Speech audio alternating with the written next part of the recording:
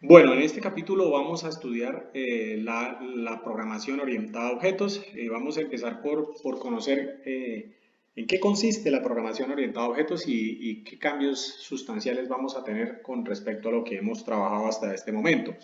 Bueno, primero que todo lo que quiero que entendamos es que la programación orientada a objetos es un método en el cual nosotros podemos organizar todos nuestros programas como una colección de objetos que cooperan entre sí.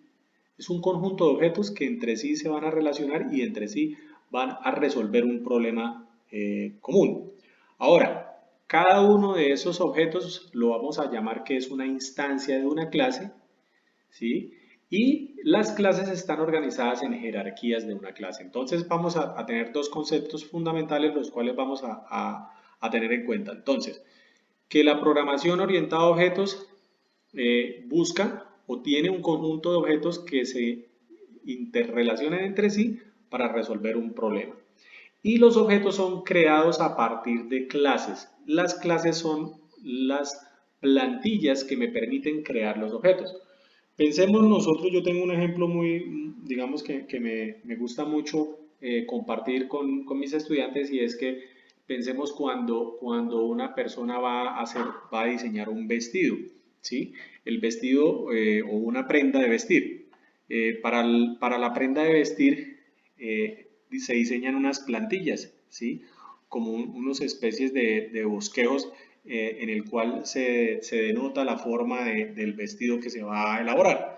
Entonces, esa plantilla me permite poder crear muchos vestidos a partir de esa plantilla. Entonces, así más o menos es la relación entre las clases y los objetos. La clase es una especie de modelo de plantilla que sobre ella yo puedo crear muchas instancias que son los objetos. Entonces, un objeto es una instancia de una clase y de una clase yo puedo crear muchas instancias de objetos, ¿sí?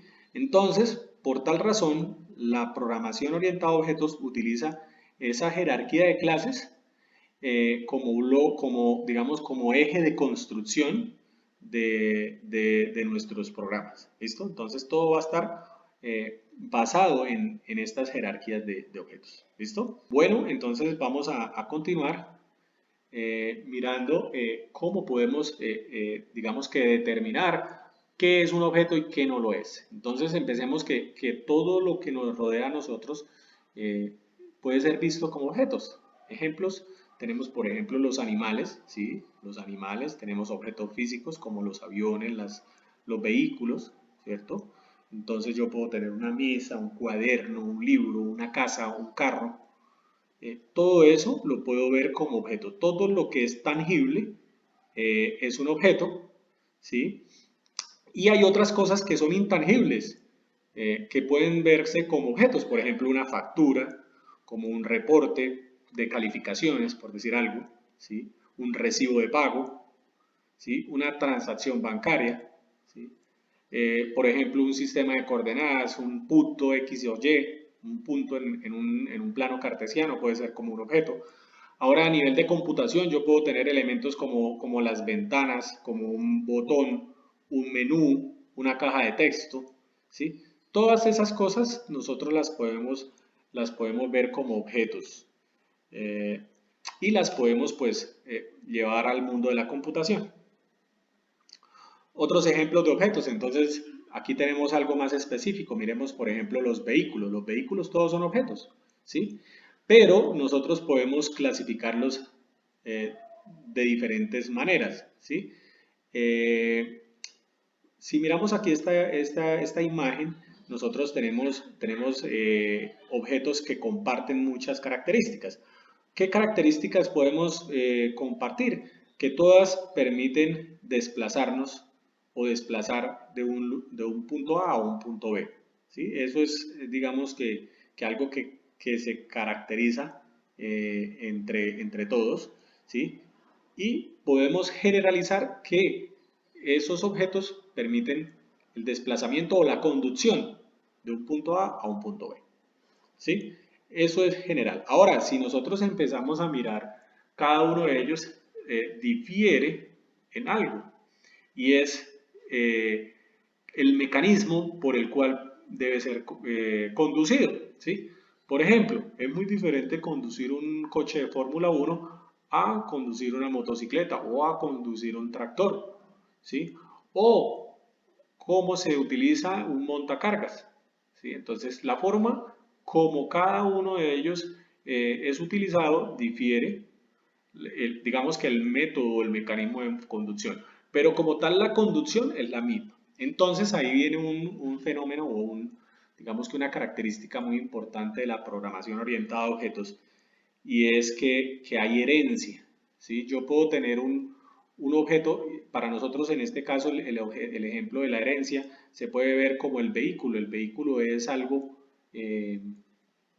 que es general, ¿cierto? Y podemos tener tipos de vehículos que son más específicos, pero comparten las características genéricas de los vehículos, ¿sí?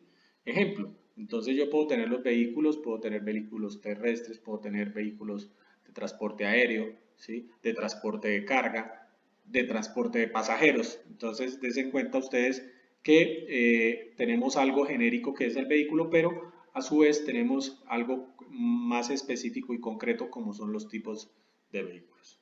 Entonces, una de las características principales que tenemos de la programación orientada a objetos es que hay herencia entre los objetos.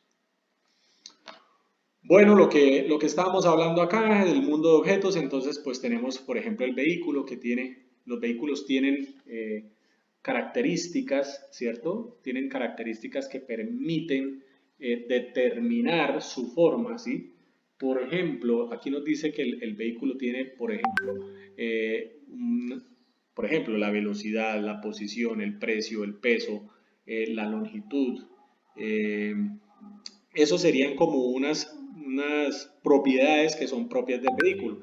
Y tiene operaciones que se pueden hacer con ese objeto, por ejemplo, acelerar, frenar, parar.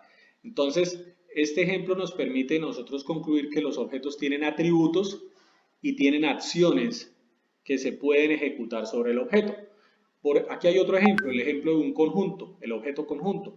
Entonces, los atributos del objeto conjunto son, por ejemplo, los elementos del conjunto serían los atributos y las operaciones que podemos hacer sobre el conjunto serían, por ejemplo, añadir, eliminar, visualizar, consultar los elementos. Bien, vamos a regresar un poquitico para mirar algunos ejemplos de atributos.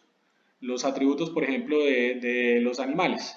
Entonces, podemos tener la raza, ¿cierto? Podemos tener el tamaño, el peso, qué tipo de animal, si es carnívoro, si es herbívoro, si es omnívoro, ¿sí? Si es acuático, si es terrestre, si es reptil, si es mamífero, si es anfibio. Entonces, esos serían los atributos que me permiten describir el objeto. Y las acciones es lo que él puede hacer, ¿sí? Caminar, correr, brincar, nadar, volar, serían esas acciones. Bien, entonces, bueno, así más o menos es que funciona el mundo de los objetos. Vamos a mirar algunos tips para poder identificar los objetos. Entonces, ¿qué cosas son objetos? ¿Cómo deducimos los objetos dentro de un dominio del problema, ¿cierto? Entonces, nosotros aquí vamos a mirar algunas categorías. Entonces, por ejemplo, objetos son las cosas tangibles, como ya les había dicho, un avión, un reactor nuclear, un libro, un automóvil, un edificio, ¿sí? También son objetos los roles jugados o desempeñados por personas, ¿sí? Como por ejemplo un gerente, un cliente, un empleado, médico, estudiante, profesor, paciente, ingeniero, ¿sí? Otros tipos de objetos son las organizaciones, por ejemplo, una empresa, un grupo de trabajo, un equipo, un departamento. Esos son organizaciones y se pueden verse como objetos, ¿sí? Otras cosas que podemos ver como objetos son los incidentes. Entonces, por ejemplo, la respuesta a un evento, la ocurrencia de un evento. Entonces, por ejemplo, aquí como dice, un vuelo, un accidente, una reunión, una transacción, ¿sí? Cuando yo hago, por ejemplo, una transacción bancaria, esos son algunas acciones que se presentan, ¿sí? Las interacciones también, por ejemplo, una matrícula, ¿sí? Una compra, lo que hace parte de la interacción, por ejemplo, el estudiante, el profesor, la clase, todo eso hacen partes de los objetos, ¿sí? Bueno, los lugares ya lo habíamos hablado, entonces, por ejemplo, una casa, un salón de clase, digamos que un terminal de transportes, un aeropuerto, también puede verse como objeto. Bueno, bueno los objetos son entidades que existen en el tiempo, entonces, ¿qué quiere decir? Que los objetos deben ser creados. En nuestro programa son creados cuando cuando van a ser utilizados. Cuando yo hablo de ser creados, es cuando hago una instancia, ¿cierto? Esas instancias que son los objetos se crean a través de de métodos que se llaman constructores, ¿cierto? A las instancias de los objetos se les agregan los atributos del objeto y desarrollan ciertas operaciones. Esto va a ser un poco más sencillo de observar cuando lo hagamos en un ejemplo práctico que lo vamos a hacer a continuación. Entonces, pues digamos que básicamente esta sería la explicación de lo que es la programación orientada a objetos. Cuando hagamos la práctica, yo les voy a ir profundizando en estos conceptos para que lo podamos ver aplicado al mundo de nuestra programación en Java. Bueno, vamos a hacer un ejemplo práctico en el cual vamos a poner en práctica los conceptos que vimos anteriormente acerca de la programación orientada a objetos. Entonces, para ello vamos a crear dos clases. Bueno, vamos a crear un paquete que se llama persona y vamos a crear dos clases. Una, crear persona y la otra persona. Entonces, vamos a empezar con la persona y vamos a definir una serie de atributos que son, pues, que van a definir nuestra clase persona. Entonces, las palabras reservadas public class, el nombre de la clase, que es la clase persona, y aquí vamos a definir los atributos. Entonces, uno de los atributos que vamos a definir de la persona es, por ejemplo, el documento. El documento, vamos a decir que es un documento de tipo de dato string, ¿sí? Después vamos a definir el nombre, que también es un string. Y la edad, vamos a definir la edad como un valor entero. Bueno, estos son atributos de la clase persona, las cuales hasta el momento pues no hemos, digamos que no hemos tocado en lo que llevamos del curso, pero vamos a empezar a definir algunas cosas, y es que las clases tienen tanto atributos como la funcionalidad que se puede hacer para dicha clase. Entonces, los atributos, por regla general, vamos a decir que son privados. Entonces, vamos a poner un modificador de Java que se llama private a cada uno de los atributos. ¿Y por qué se ponen privados? Porque uno de los principios de la orientación a objetos es que los atributos de una clase deben ser modificados a través de sus métodos, a través de su funcionalidad. Entonces, ¿qué quiere decir? Que desde fuera del objeto persona nadie va a poder modificar ni el documento, ni el nombre, ni la edad, que son atributos de la clase persona. ¿Listo? Entonces, por eso vamos a utilizar ese tipo de modificadores. Entonces, al igual que public, el private permite restringir el acceso desde fuera de la clase a los atributos de la clase. Si nosotros pusiésemos public, se podría acceder a los atributos directamente desde fuera. No generaría error, pero sí estaríamos, digamos que, irrumpiendo algunas de los principios de la programación orientada a objetos. Entonces, por el momento lo vamos a dejar como privados y más adelante vamos a hacer algunas pruebas para poder, digamos, entender esto que les estoy explicando. ¿Listo? Vamos a dejarlos como privados. Vamos a crear un método constructor de la clase persona. Entonces el método constructor es un método público y se pone el nombre de la clase, abro paréntesis, eh, y abro llaves y cierro llave, ¿listo? Entonces acá lo que vamos a hacer es asignarle un valor a los atributos. Entonces, como este método public persona simple, sin ningún tipo de parámetros, lo que va a hacer es inicializar los atributos limpios, sin ningún tipo de información adentro. Entonces, para eso vamos a usar una palabra reservada de Java que se llama la palabra this, y vamos a decir que this.documento va a ser igual a cadena vacía, o sea, abro y cierro comillas dobles. Lo mismo hacemos con el nombre, this.nombre igual a cadena vacía, punto y coma, y this.edad, a edad la vamos a inicializar en 0, dado que es un valor numérico. ¿Listo?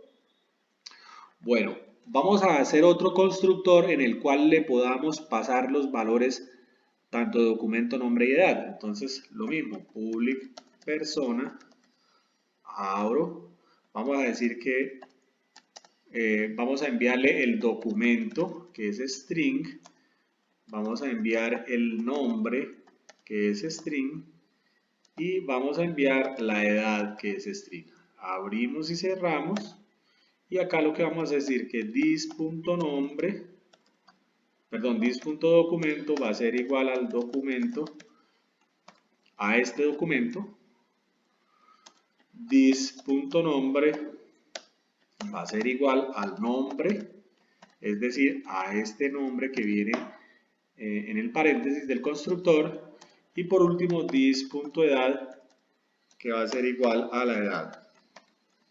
Bueno, ahora vamos a hacer un método que nos permita cambiar solo el documento. Entonces, ese método lo vamos a llamar setDocumento. Entonces, vamos a poner public, una palabra reservada de Java que se llama void, palabra void, setDocumento. Y enviamos como parámetro el documento. A ver, quiero que tengamos en cuenta algo. Esta palabra reservada void quiere decir que cuando yo ejecuto setDocumento no va a devolver nada. Entonces, ¿qué quiere decir? This.documento va a ser igual a documento. Y vamos a crear un método que nos permite obtener lo que tenga este atributo documento. A ese lo vamos a llamar get. Entonces, public, no vamos a poner void, vamos a poner string. Ya les digo por qué. Get documento, abro y cierro paréntesis, y aquí le voy a decir que retorne this.documento. A ver, vea, cuando le voy a cambiar, cuando voy a cambiar el valor que tenga documento, yo utilizo la palabra reservada void, porque él va a cambiarlo y no retorna nada. Ahora, cuando yo quiero retornar el valor que tiene de documento, pues le digo get documento, y ¿qué es lo que va a retornar de respuesta? Va a retornar un tipo de datos string, un tipo de datos cadena. Y utilizo esta palabra reservada que me va a decir la palabra return, en la cual me va a decir que va a retornar lo que tenga el atributo documento. Entonces, por favor, vamos a tener en cuenta que estos dos métodos, setDocumento y getDocumento, me van a permitir cambiar qué información tiene este atributo documento o conocer qué información tiene. ¿Listo? Entonces, por el momento no se preocupen, lo vamos a construir todo, y cuando hagamos las pruebas estoy seguro que lo van a entender mucho más fácil. ¿Listo? Vamos a hacer lo mismo para el nombre. Entonces, public void set nombre, le vamos a enviar un parámetro nombre. Acá le decimos que this.nombre va a ser igual a lo que tenga nombre. Vamos a crear el que nos permite retornar el nombre. Entonces get nombre, abro y cierro paréntesis, llaves. Acá le digo que retorne lo que tenga el atributo nombre. Y por último vamos a hacer lo mismo con la edad. Entonces public void set edad. Vamos a decir que vamos a enviar la edad como parámetro. This.edad va a ser igual a lo que trae la edad. Y para retornarlo le decimos que public int va a retornar un entero. Le decimos get edad. Y acá le decimos que retorne this.edad. Estas palabras set y get son un estándar que ya se ha creado en Java para indicar que vamos a cambiar el contenido de este atributo, y el get para decir que vamos a conocerlo. ¿Listo? Entonces vamos a hacer algunas pruebas para poder demostrar lo que les acabo de decir. Entonces, vamos a nuestra clase crear persona, la que pusimos inicialmente. Creamos el public static void main. Acá le decimos que string args. Y vamos a crear la instancia de persona. Entonces vamos a crear una instancia de persona. Entonces ponemos la clase persona. El objeto lo vamos a llamar persona en minúscula. Y le decimos igual a new persona. Desen cuenta que acabamos de crear una instancia. Esto es un objeto. Un objeto de tipo ¿qué? De tipo persona. O cambiémosle el nombre para que sea más fácil de identificar. Llamémoslo P1. Entonces el objeto P1 es de tipo persona. Entonces, ¿qué sucede? Este objeto persona fue creado con el constructor simple. ¿Qué quiere decir? Que este constructor, como ustedes lo recuerdan, no va a tener información. Si yo quisiera conocer, por ejemplo, el documento, vamos a hacer aquí un ejemplo. Por ejemplo, documento. Si yo quisiese conocer el documento, entonces le digo persona1.getDocumento. Y si lo ejecutamos, nos vamos a dar cuenta que no va a traer ningún tipo de información. Tengan en cuenta, mire, el documento viene vacío. Si hacemos lo mismo con el nombre, si le decimos que imprima el nombre,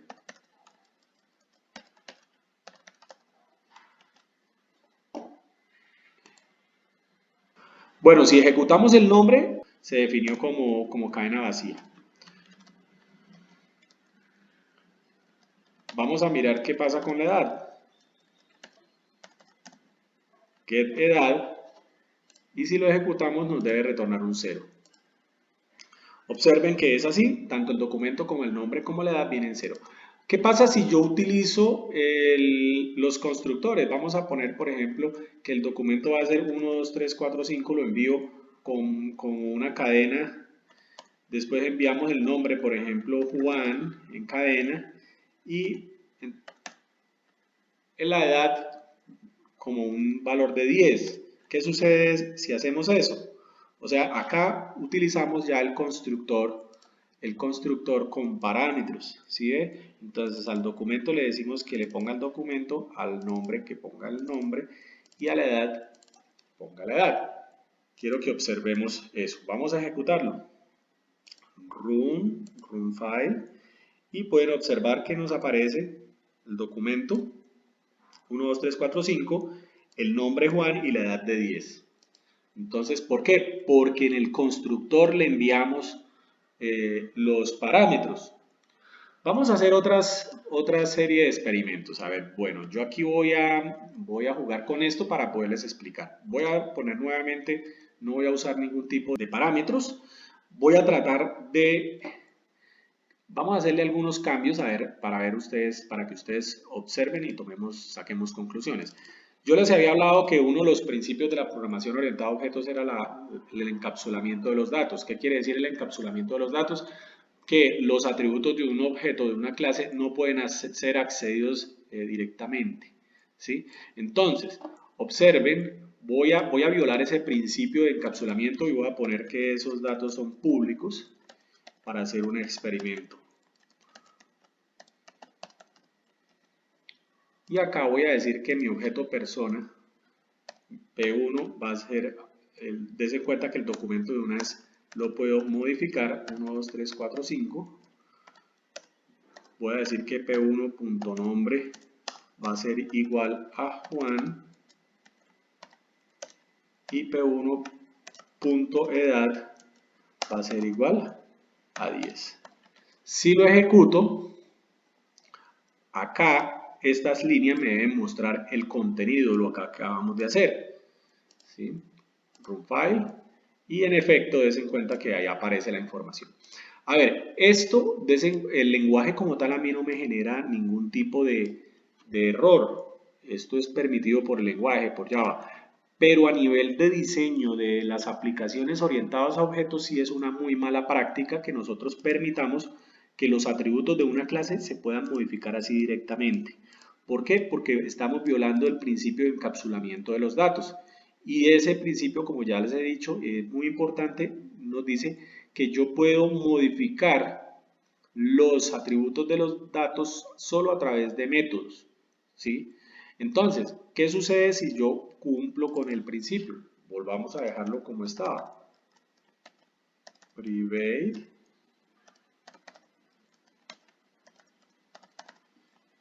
Lo guardamos, entonces acá nos va a generar un error. Dense cuenta. El error dice que el documento tiene un acceso privado en la clase persona, entonces no lo puedo cambiar. Eso, de ahí sí ya no generaría un error. Entonces, si yo quisiera cambiar el documento de ese objeto persona, pues fácil. Simplemente le digo set documento, en comillas dobles envío el documento. Después le digo set nombre, en comillas dobles envío el nombre. Y le diría set edad para enviar el valor de 10. Entonces, si lo ejecutamos, pueden observar que ahí sí pude modificar. Con estas tres instrucciones pude modificar el contenido de los atributos documento, nombre y edad. Y con los otros, con el get, puedo conocer lo que está almacenado. Entonces, cumplimos con el principio de la programación orientada a objetos en el cual dice que tiene un constructor que tiene unos atributos que son privados.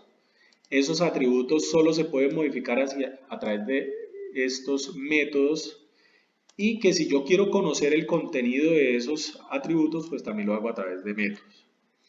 Vamos a hacer un pequeño ejercicio en el cual vamos a capturar por teclado, le vamos a dar la oportunidad al usuario que ingrese el documento, el nombre y la edad.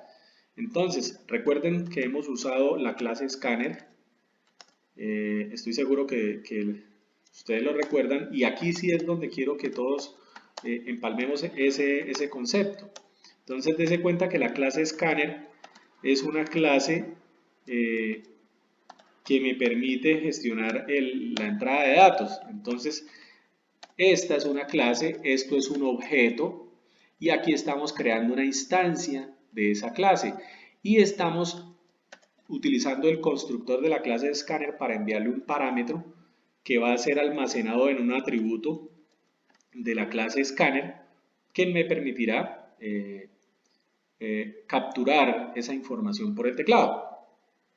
Ahora, ¿qué vamos a hacer? Vamos a decirle al usuario que digite el documento de la persona, ¿cierto? Acá vamos a decir que string, vamos a crear una variable documento y va a ser igual a scanner.next, ¿cierto? Después vamos a crear otro que le digite el nombre de la persona. Creamos una variable nombre de la persona. Y por último le vamos a decir que digite la edad. La edad de la persona. En este caso ya no va a ser una variable de tipo string, sino una variable entera que se llama edad. Y aquí le decimos que lo que digite es un entero. ¿Listo? Ahora, ¿dónde modifico? Entonces acá en lugar de enviar los parámetros en una cadena, digamos que en doble comilla, lo que vamos a hacer es a enviar la variable documento. Recuerden esta variable, esta, la que acabamos de crear. Acá en el nombre lo que vamos a enviar es el nombre que acabamos de capturar por teclado y aquí la edad. Vamos a mirar qué es lo que sucede al ejecutarlo con file. Entonces, el documento de la persona vamos a decir que es 1, 2, 3, 4, 5. El nombre que se llama Juan y la edad que tiene 10 años. E inmediatamente ahí queda almacenado.